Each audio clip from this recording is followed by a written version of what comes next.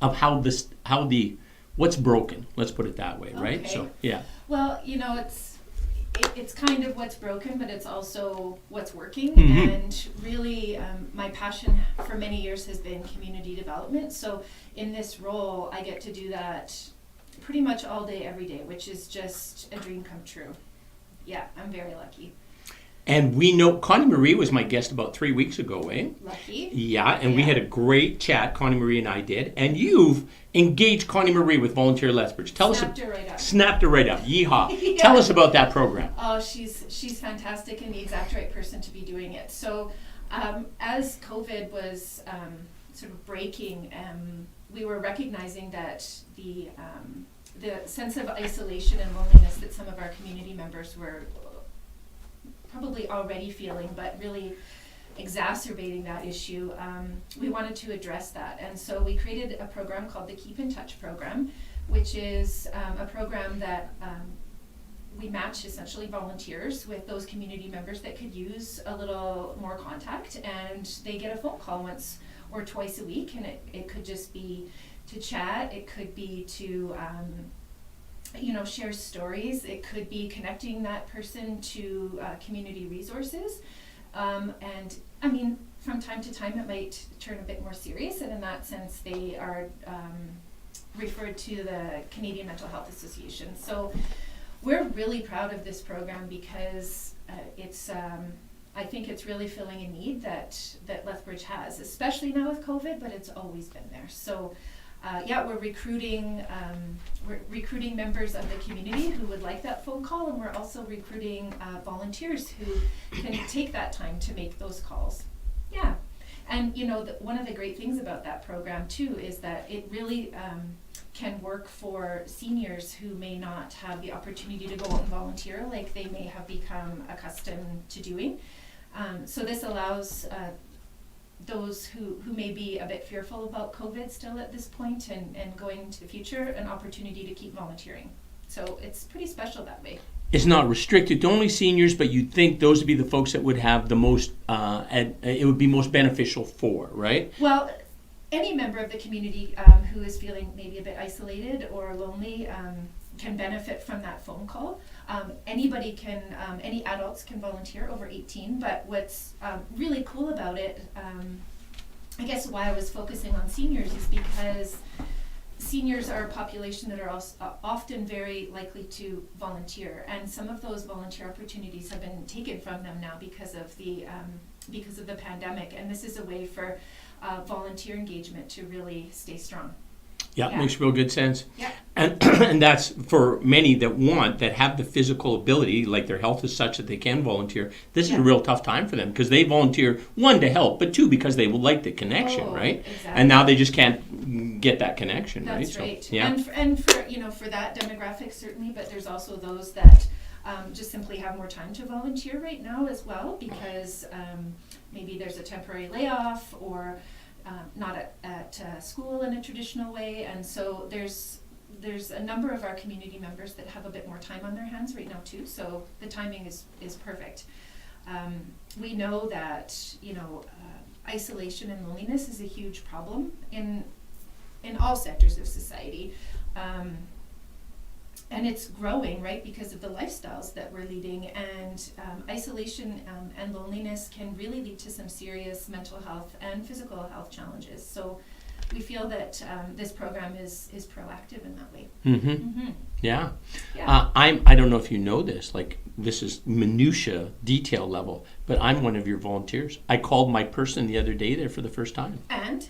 Oh, it was good. We just had a nice little chat, just how you doing, blah, blah, blah. And I kind of have, I shared these with Chelsea, some questions that I don't even know where I discovered them, but they're really good ones to just say, what do you find really surprising given these times, right? What things do you miss the most? What things are there any things that have been especially good or bad, right?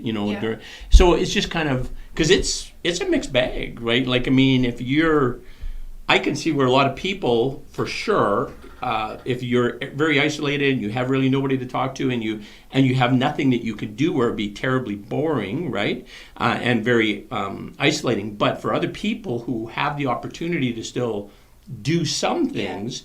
Like in my case, it's been a great learning period, right? This has been a mend the nets, that kind of a thing, sort of a time, and it's been a lot of fun. I've been really enjoying it. So yeah. So how did your conversation go when you were asking such probing questions? It went pretty good, yeah.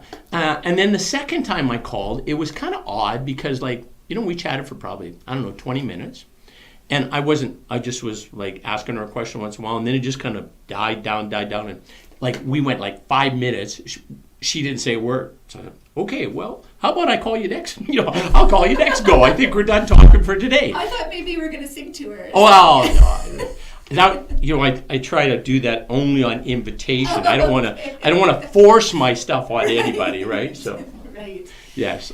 No, it's and I think you bring up a good point about how for you it's been a mend the nets kind of situation, and not just, I think that how this experience that we've had since end of February, early March has hit people so differently, right? For some of us who are more fortunate, it is a time of a reset, reading and reconnecting with family. I've seen my teenagers more over the last 3 months than I have probably over the last 3 years, and I am cherishing. Yes. Yeah. So there are some really special things that have come out of it, but for others, it is not the same experience. No, so. Not at all. No. Yeah.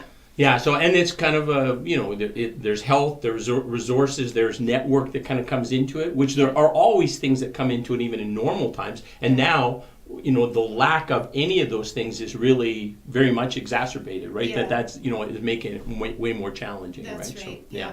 I was chatting on my guest last week is John Thompson. Do you know John from Lethbridge Family Services? Yes, I do. Mm-hmm. Yeah, really nice man, very smart and everything, and involved with the suicide prevention right from the get-go in Lethbridge, eh? And it's just we had quite a conversation about that. His emphasis is mostly goes to kind of suicide, but it's really just the person is having this experience, which gets worse and worse and worse, and that's kind of how, yeah. Well, I mean, this situation, not to to focus on the tough things, but I feel prompted to say that situations like this affect the vulnerable populations far more deeply, and usually, hardships beget hardships, Right. And so I'm very concerned about how we're going to react as a society going forward and coming out of the pandemic, for a lot of reasons. But I mean, if you look at food security after CERB is done and the rent protections are over, and the isolation and just plain strangeness that post-secondary students may feel about having to do distance or online learning, when that really wasn't the ticket that they signed up for. Nope. So there's, to make it positive though, I have to say, when we started the interview, and you sang my praises, so thank you very much, but there's so much opportunity around our community right now to just do things differently and Definitely.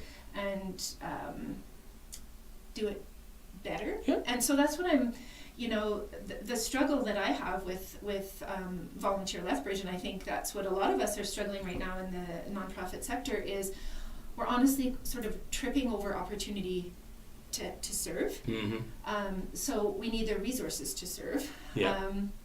And to expand our capacity. We're running pretty full out with this Keep in Touch program right now, on top of the things that we do as a normal matter, of course. Mm-hmm. But the opportunities are just everywhere to respond. Yeah. So I think, and maybe I'm being overly optimistic, I have a tendency to be that way. good. But I think what it's kind of done, the whole pandemic sort of thing, worldwide, I think it's sort of kind of leveled everybody out in terms of all humans, if you will, right? We're all subject to those kind of same threats. Doesn't matter how much money you got in the bank account, doesn't matter what color you are, what age you are, none of those things, you all have, we're all subject to the same kind of threat kind of a thing. Yeah. So I think it's sort of an opportunity to encourage more general kindness, if you will, or general compassion for others that, anyways, that's the way I see it, that. Yeah, I don't disagree with you.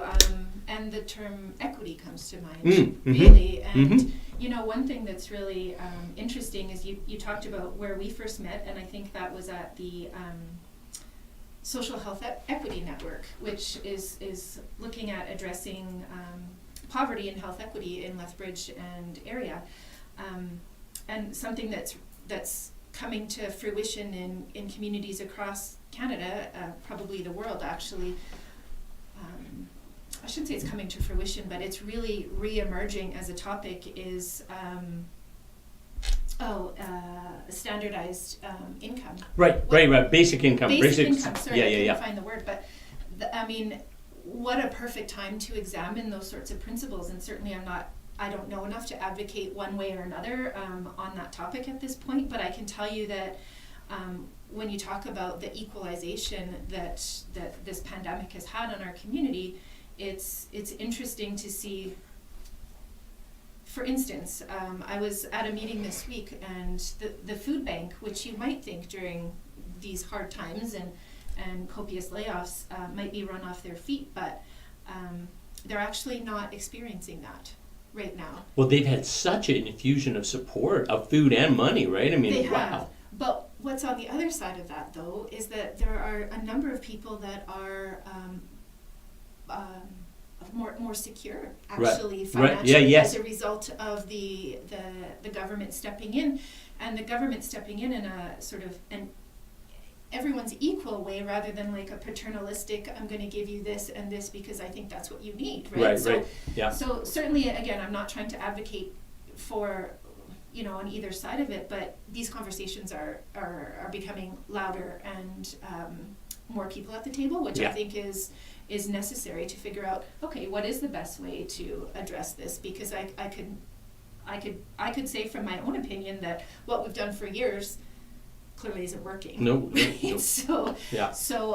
there's some interesting things. Yeah, happening. it will be interesting, and I'm very optimistic that the end result of the post-COVID world, or our new reality, let's call it that, because it's not. I don't think it's going away anytime soon. No. So how we're going to operate is going to be a lot more just caring and compassionate, a little bit more. Wearing masks. Is that for you? No, that's for other people. Yes. So you don't, right? So Yes. like this is wearing masks, as I understand it, is a real good practice to prevent the spread to other people, even if you feel great, right? That's right. So I'm doing my best to wear a mask. Not that I enjoy wearing a mask, Right. but again, that's kind of to stop the spread, to make it that we have the resources to be able to care for people when they become afflicted, because the health consequences vary so much too, right? Some people get it and I had a cough, it's nothing, and the next person it's like death, right? So exactly, and that's why you see obviously so many seniors who are certainly there's a huge contingent that really have been prisoners in their own homes, if they're living in a communal living situation, but there's people like, my mother-in-law too, that they're free to leave their homes, but they're terrified to do so. So, right. Yeah, it'll be really interesting. So, there's so many opportunities. Yeah. I agree. And also some just practices we normally do are going to change, I think, forever. Like we started going where you go to pick up your groceries and just pull up, open your trunk, they drop the groceries in, you drive away. Just like, why would I go walk around aisles for 2 hours? That's crazy. Exactly. I'm liking this. Well, this is a permanent. Totally. Yeah. I'll tell you that I've been doing that for years because I have 4 children and I work full time, and so I might be midnight in bed with my laptop ordering groceries. So I've been doing that for quite a long time. But what I noticed is I'm not even allowed to get out of the car to help anymore. Yeah, exactly. That's right. Yeah. So yes, I love that. Yeah, you've been doing that for years. Well, I've started now. This is a permanent change for me. I'm not going to the damn grocery store if I don't have to. No. Not that it's fun. It takes time and So it's why? Fun. Well, it's fun when you visit with people. You see somebody you stop, have a chat, but the rest of it. And also, as a husband, your husband, Garth, might be the same. He's somewhat incompetent, like some husbands are. I am.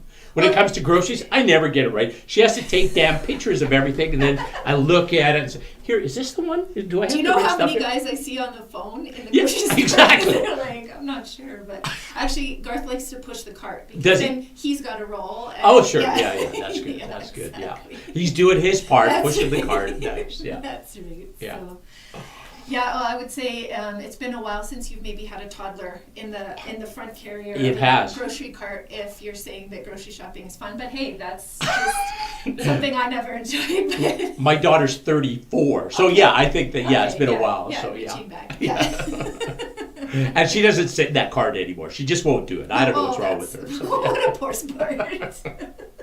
She's actually, I'm very proud of her. She's a PhD candidate. Corona has thrown a wrench in her plans, but yeah, she's this close to getting her doctorate. So yeah. Oh, I was thinking Corolla, your wife, and I'm like, No. how is she throwing a wrench in the PhD No. plans? Corona the virus. That makes more Corolla sense. the white. That makes Corona more the sense, yeah. actually, yes. So what's her area? She's in science, and she's an environmental physiologist. So that has to do, and her field of research is to do with fish and the sex hormones in fish, and how environmental impacts or environmental factors impact the fish ability to reproduce and their health in a species sense, kind of a thing, right? So yeah. How did she get involved in that, being from southern Alberta? I don't know. We have the University of Left, the big aquaculture, Oh, yes. fish. Yeah. We have two Canadian fish chairs here in Lethbridge, right? Okay. And so that's That kind of makes how sense. the program started, right? Right. So, I'm just thinking of like farmers' fields, but Yeah. that makes more sense. Yes. Yes. But anyway, she's Yeah. very smart about it. She's like, and it'll be great when she gets her doctorate looked after. So Yeah, I'm excited for her. yeah. You know, my oldest two are 17. No clue what they. What they want to do? No, and I find that terrifying, actually. Do you? Did Yeah. you know what you want to do at 17? I knew it was going to be business related. Business At least I had like kind of a. Yeah. Did I know I was going to be at Volunteer Lethbridge or working for nonprofits my whole life? No. No. But I kind of had an area, but honestly, they don't know. And you know what's interesting about that is I had a really good conversation with. What's their full name? Chinook Career Transitions. Oh, yeah. Am I saying it? Do you know? No, what I think I'm so. talking I'm about? pretty sure you got it. Yeah, there's a real gap existing, and I think is only going to get worse in terms of the resource of career and skill development for youth. Okay. It really just So the provincial government resources towards assisting new people Yes. entering the workforce. Yeah. Yes, and I mean through government grants certainly, but also in other more indirect ways, like through the University of Lethbridge and the cuts to post-secondary, etc. It's actually quite scary when you look at when I see my teens and I see they have no idea Right. what they're going to do, and they're fairly well supported by family and friends and certainly don't really have too many hardships. And then when you layer onto that the economic environment that we're finding ourselves in and the job market, Yeah. it's very scary. It is. It's true. It's Yeah. very scary. So that was a great conversation we had today, but no solutions yet, but just sort of acknowledging that gap is just kind of getting wider. Yeah. So Yeah. It's very interesting times, no question. So yeah. And there's and in some occupations though, if you think of like trades, the average tradesperson is like 58 years old or something. Well, that's obviously a career choice that a lot of young people could enter in. They're going to have massive skilled people who are going to be retiring at some point in time, and trades are like great work. I mean, really, it's very satisfying work, right? Well, I couldn't agree with you more. So I think the issue from the conversations I've had lately around this is about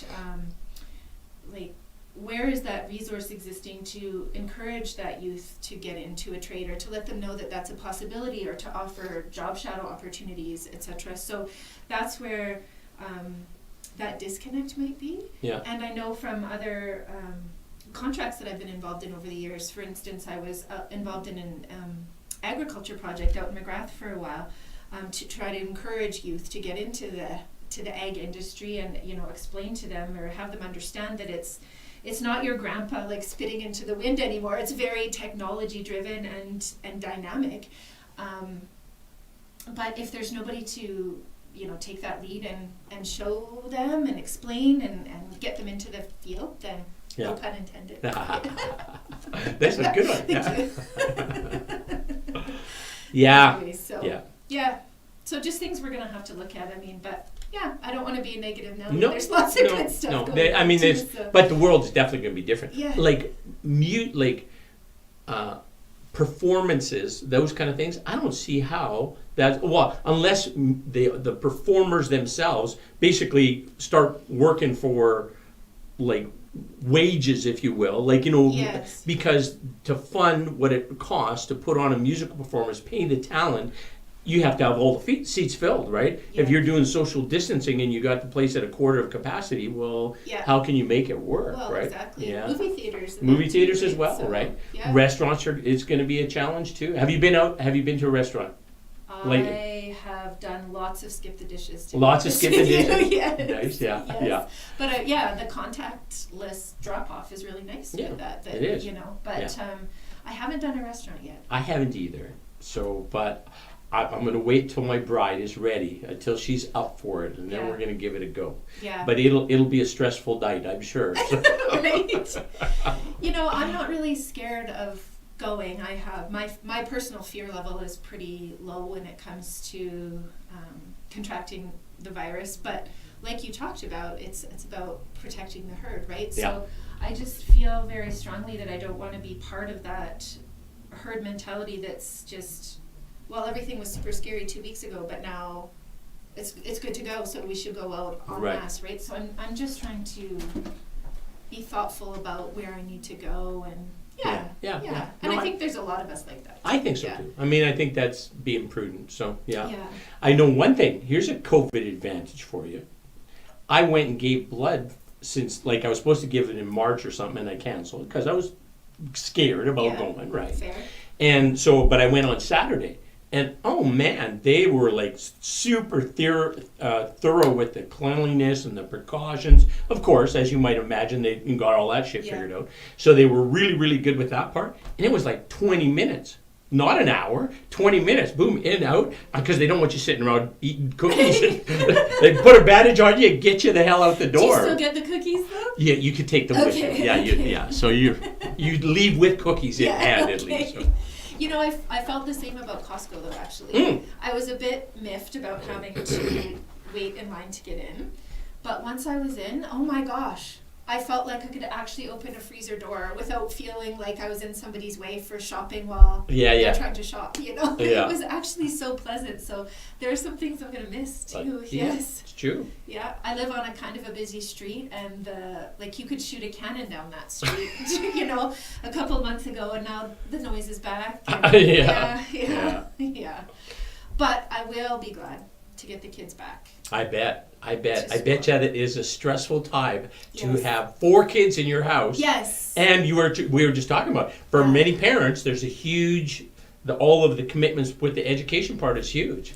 Well, you've abdicated it. Tell me how you've done that. I just said, what do you need to do today? Nothing. Okay. That's terrible, but honestly, I think that I'm not alone on that, really, in terms of like our ability when we're working full time to be able to, and like not only just like meet the expectations of what the school asks, which honestly was not terribly overwhelming, but you know, the kids got lazy, in my opinion. Mind you, let me return to that idea of laziness. But, all right. But then on top of that, you see all these moms on social media who are like, well, we did a science experiment today, and we built this for a science experiment, and for foods we made a bundt cake, and for art and I'm just like, oh no. Those damn super moms rooted for everybody. I let it bug me for like a week, and then I'm like, forget that noise. Like, it's not happening. So let's be real. Yeah, exactly. But you know, when I said I thought they were being a bit lazy, I wanted to you know, in the first couple, well, I guess the first month that we were all home, that was my opinion, is that they were treating it like this extended summer holiday and just like staying up late and sleeping in, and certainly that actually was happening. But, you know, I had an appointment with my psychologist, and I didn't really mean to talk about that, but it came up, and I said the word lazy, and she really set me straight. She said, took you to task on that. She took me to task on that, because she, and I think wisely, in my opinion now, stated that, you know, the trauma of being yanked out of school, like, so unceremoniously and with no warning. Like, it was, as far as my recollection goes, it was a Sunday night. We learned that there was no school the next day. Yep. So no goodbyes to teachers, no goodbye to friends, like all of their personal effects were still there, and then just their social system just completely. And I thought, you know, I really wasn't honoring the fact that they were going through something so huge. Because, I mean, I work on the front lines, right? Like, it was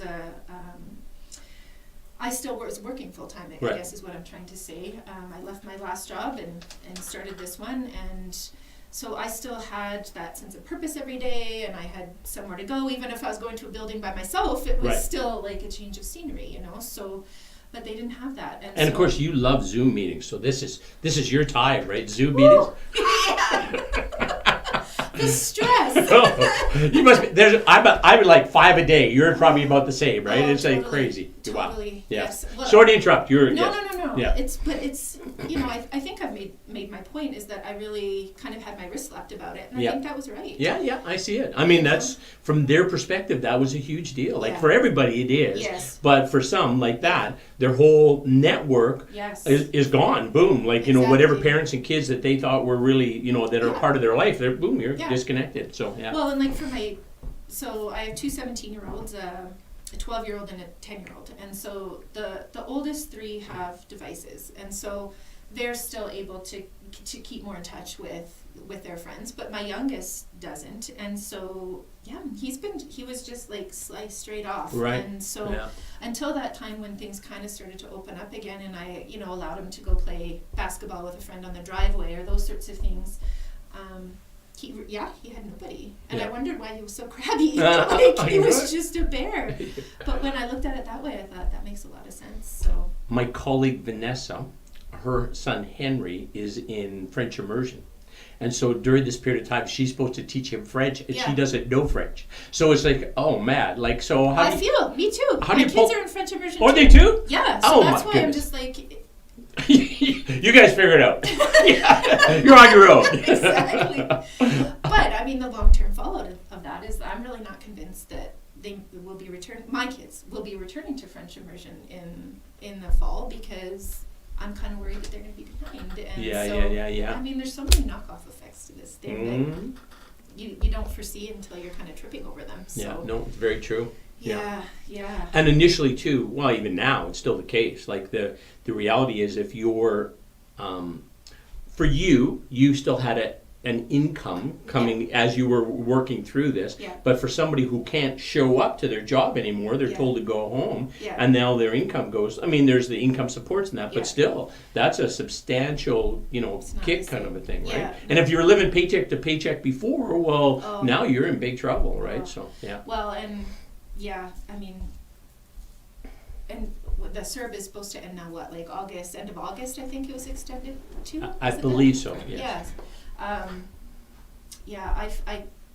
hate to be kind of doomsday, but I doubt I'm the only one that kind of thinks that we ain't seen nothing yet, kind of, until some of those supports are taken from us. We don't really have a true sense of what we're actually dealing with, I don't think. No, I think you're right. So, yeah. But tell me something positive. Well, I can tell you that it took way quicker to deliver blood or to go donate blood. That's all I got. That was good. My car.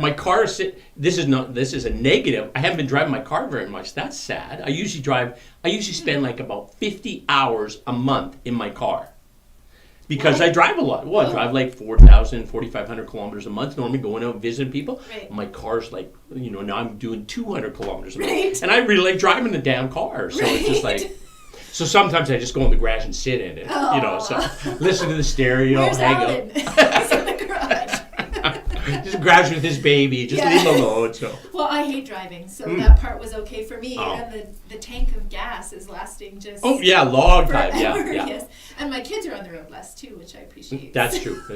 And the traffic is less, right? It's true. Yes. So there's positives. There's positives. Yes. Yeah. So I guess if you look at it, that the car's going to last longer, you're not having that much expense. Like, what do you, if you have income, what do you spend money on right now? Like, I mean, your expenses, like, you're not going anywhere. Yeah. You're not. We probably normal. I bet you we spend, I don't know, $400 a month for restaurants. I'm sure. Oh, yeah. And so that we haven't been doing at all, right? So yeah. Well, I've still done that through Skip. Yes. Okay. Yeah. But kids sports was one thing. Oh, sure. That I really noticed, right?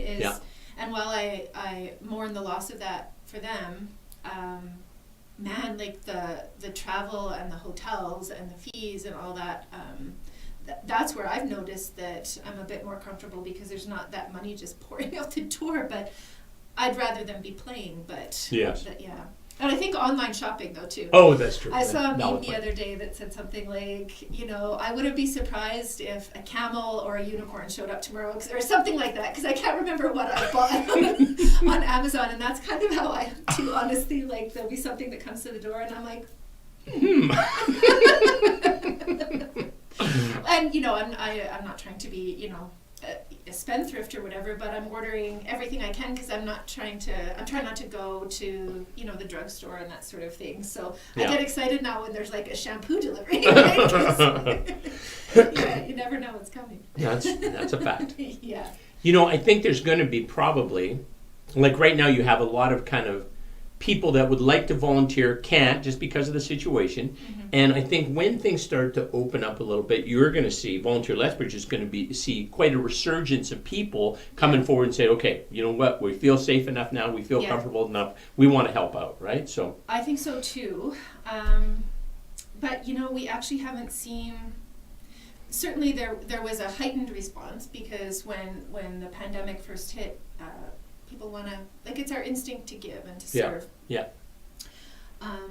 And there was really a lack of enough places, I would say, at least in Lethbridge, to put them, because all of the nonprofits that would normally take those volunteers are very stressed right now as well. So,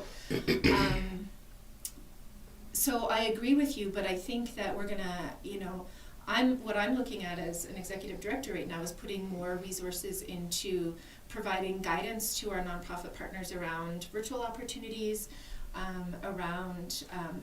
and for students as well, like more applied learning, because again, they're not getting that same post-secondary experience that they would have, normally had. Yeah. So I think volunteering, there'll always be a need for frontline volunteers, at food banks and those sorts of things, but I think there's going to be a shift too in the way that we perceive volunteering, and some more opportunities for really skill-based volunteers. So when you're looking at what a marketing expert could do, or an architect could contribute volunteer-wise, all of those things can be done virtually. Exactly. So so there's lots of opportunities there. So a broader set of skills coming to the volunteer market is kind of what you think. Well, I think so, and I think there's an opportunity for volunteer centers, including Volunteer Lethbridge, to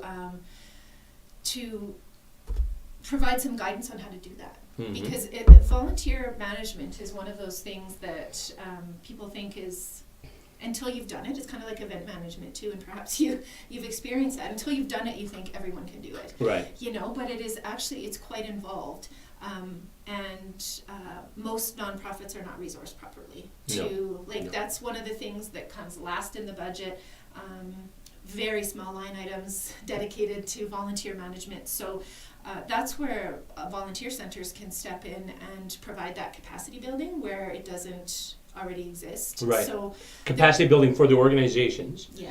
Capacity building for the individual volunteers too, right? Totally. They get to try something. That they can kind of test out some different careers or some different jobs or some different options. Yes, right? and when we talk about youth not having a clear direction of what they might want to do later, there's a huge opportunity for us to step into that realm and support our post-secondary institutions as well, to say, let's try some skill-based volunteering for the post-secondary students so that they can get a taste for, those things happen through co-ops and practicums, but I think the need is going to just skyrocket just due to our... Well, I agree entirely, and part of it's going to be how education is delivered is going to be a lot more electronic, right? And or more virtual, and then the actual like in-person type experience is going to be diminished more so in that setting, right? Precisely. So, Yes. So, and on that note, I think I'll say that the federal government has announced, and you may have heard about this in April, I think, Federal Canada Student Service Grant. And the idea was to provide a $1,000 to $5,000 bursary to post-secondary students who are returning to post-secondary in the fall to help towards their education. If they did X number of hours volunteering for a nonprofit organization. I had not heard that. That's cool. It's cool. But yeah, what we found is that was announced, like I say, like April 20th, somewhere around there. We haven't had any information about that until actually this week, and there potentially will be a public announcement about it from the federal government on Friday. But what kind of twitched for me on that was just the lack of capacity that our nonprofits have right now to support the volunteer management for these students to come in. Right. So, there's a number of volunteer centers across the country actually that are a little bit worried about the execution of that, and our phone is already starting to ring from students that are interested in pursuing that. The other thing about it too that is predicted, again it's not been announced, but predicted, is that students who have taken advantage of a federal subsidy won't be eligible for the summer student work opportunities. So it'll be an interesting week for volunteer centers actually across the country over the next week, like I say, anticipated on Friday, but how we'll be able to try to rise to the challenge of providing these opportunities in an industry that is completely stressed. So the theory is really, really great, but we'll just have to see how the execution's going to be a challenge. It might be, and they have to serve between July 15th and September 15th, so the timeline is just like no kidding, lickety split. So it'll be it's an interesting dynamic, and the other thing involved with that too is, can we still call it volunteerism if there's a bursary attached to it?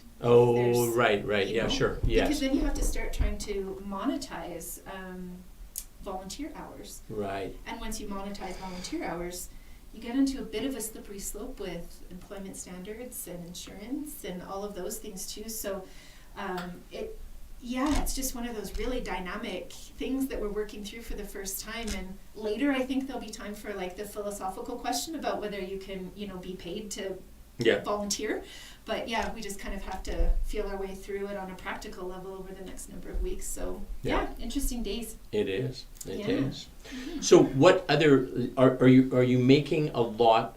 Are you doing a lot of? Well, no, you wouldn't be right now, I don't think. With new programming at Volunteer Lethbridge, I mean, there's all of the ones related to COVID and just kind of managing that. Yeah. So that's really consuming all of your time, all your resources, all the staff that you have, kind of a thing. It is, but like I say, we are tripping over the opportunities. And so I do have grant applications out to everyone and their dog to try to, support these nonprofit organizations and community members who are either struggling or who we predict might struggle. And so an example of that is I'd really like to take on the screening role of volunteers for some of our member agencies. Like screening in terms of vulnerable sector checks, that kind of stuff you mean? Vulnerable, there's one level of getting the vulnerable sector check and the police record check, and certainly that is involved, but it's references, it's conversations.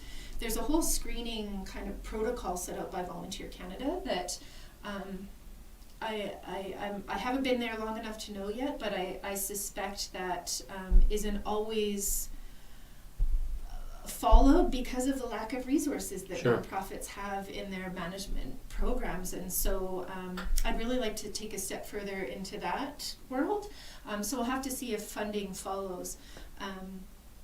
But there, there's other things too, like I've said a couple of times, supporting the post-secondary students and finding new opportunities and new ways to be involved and engaged in community. And the first thing we talked about today was isolation and loneliness, and that's what we want to try to prevent with the youth that are having to interact with the world they didn't expect to. So those are some of the things that are on our radar, certainly the Keep in Touch program itself, but I mean, virtual volunteering, like I mentioned, putting more resources into that, corporate volunteering, and for some industries that might be a touchy subject right now because there's a lot of businesses that are suffering as well.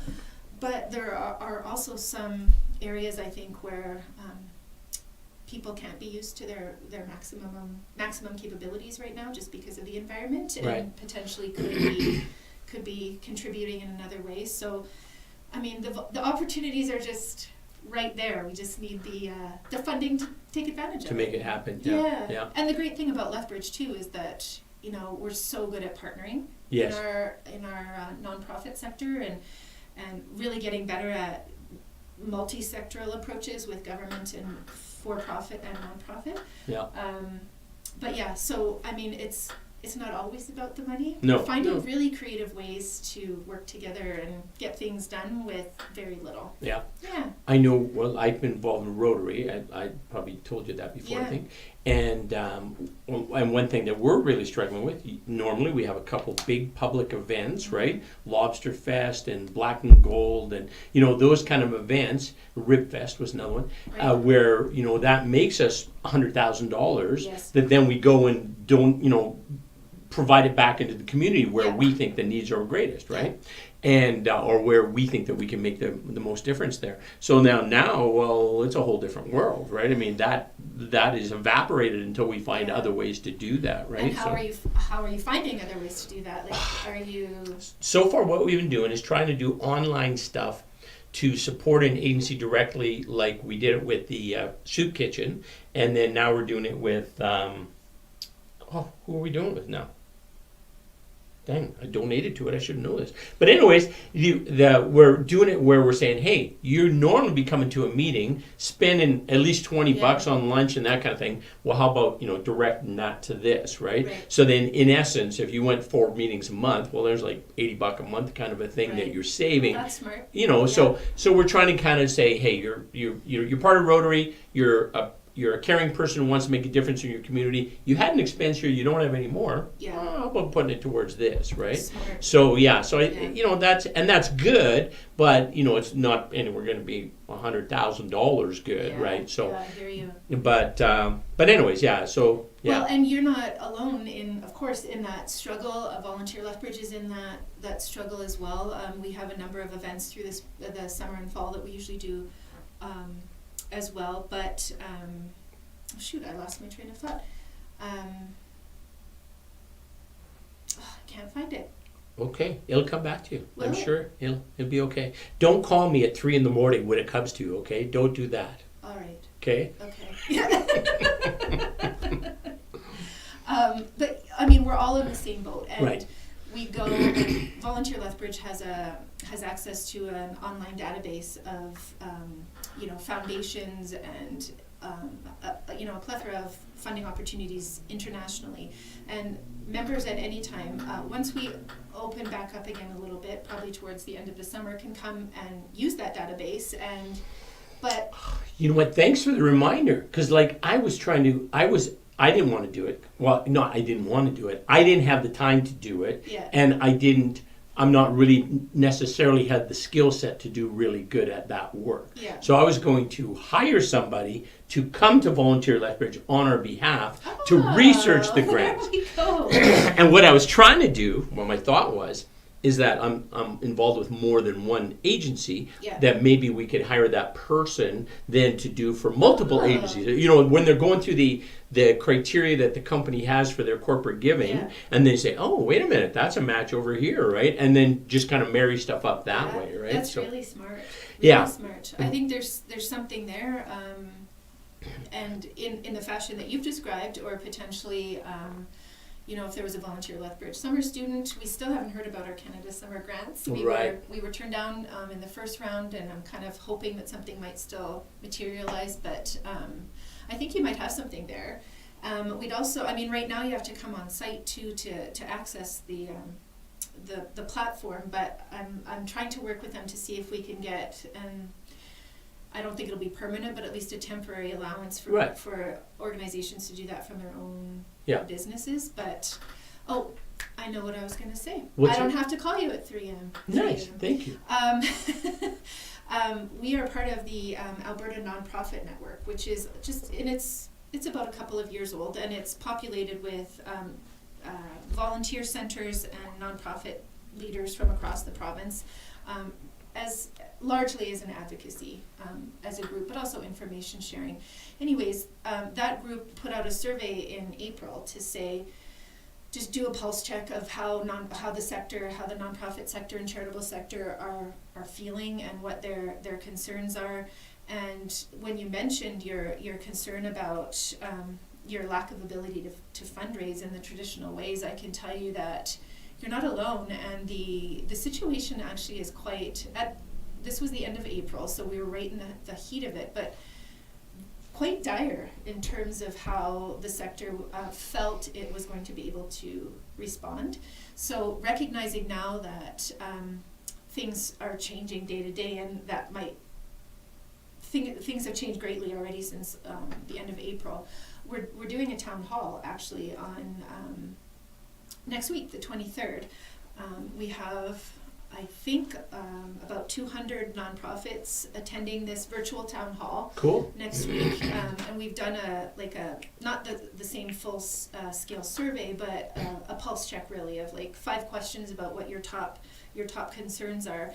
And I haven't seen the results of that yet, but we are a very short time away from having a provincial conversation around that, which I think will really lead us in advocacy work with our provincial government, with our federal government. Imagine Canada is leading the charge on advocacy to have the federal government provide a sector stabilization fund. So of course they've provided the $350 million, yes, to and funneled it through United Ways, the Canadian Red Cross, and the community foundations. But $350 million is but a drop in the bucket in terms of That's your new salary with Volunteer Lethbridge, isn't it? $350 billion. I don't know where you saw that. So anyways, what they're lobbying for actually is more in the neighborhood of $7 billion in terms of a stabilization fund going forward. Sometimes we just don't value the nonprofit sector as highly as we do small business, etc. To say this is they really started out with their advocacy efforts to talk about the sector and what it contributes and what its economic impact is and what it saves the public, et cetera, and that really kind of fell on, I don't want to say deaf ears, but it didn't move forward. So now we're having that conversation about, okay, well, what happens if the sector isn't stabilized? Kidding.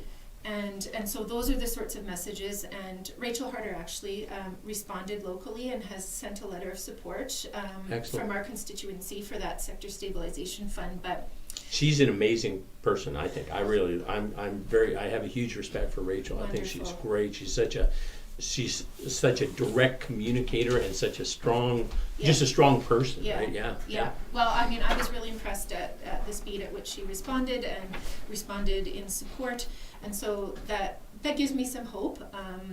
But yeah, time will tell. Yeah. Yeah.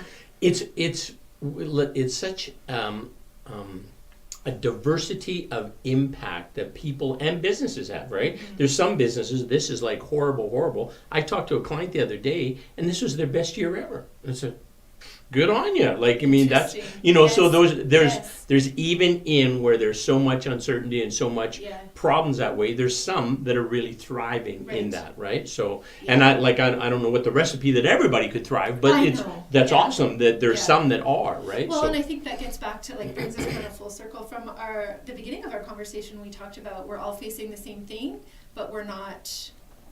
I don't know what the analogy I saw the other day was, something about we're all in the same storm, but we're not in the same boats. Right. And I think that's what we were talking about earlier in terms of what we're experiencing impacting some people harder than others. And then, I mean, with business, right? Yeah. And with, and like you say, food banks have received an outpouring of support, which is fantastic. And gosh, we'll see what happens in the fall. Yes, it'll be interesting what happens there. And then the other, like, I guess, a concern that is really, really hard to quantify is that there's a lot of thought or concern that domestic violence issues are being compounded now but not reported because there's really no point. If the person who's being abused can't ever get away, then we're like, so it'll be interesting how that shakes out, and hopefully it's not as bad as what it's predicted to be, hopefully. So well, and I mean, this is a really, it's just as awful as what you just said. I mean, the things that people are experiencing when we have to isolate, but the incidences of I was told on a meeting last week that the incidences of reported child sexual abuse have plummeted. That would be fantastic if that's what's actually happened. So, but it's reported more so than actual. I think more to the point is, how do we report? Yeah. And how and that when things open up again, it's kind of the calm before the storm. Yeah, it'll be wild how that happens. Yeah, exactly. So Brent's given us the sign that we only have a couple minutes left. What? That Brent, I tell you, he's a taskmaster. That was the fastest hour. I know, and zoomed right along. Okay. Well, you're like a natural at this. I just sit here and watch you. Like you got all the answers, and that's awesome that you're the executive director of Volunteer Lethbridge. I know you're going to do a fantastic job, and already are, and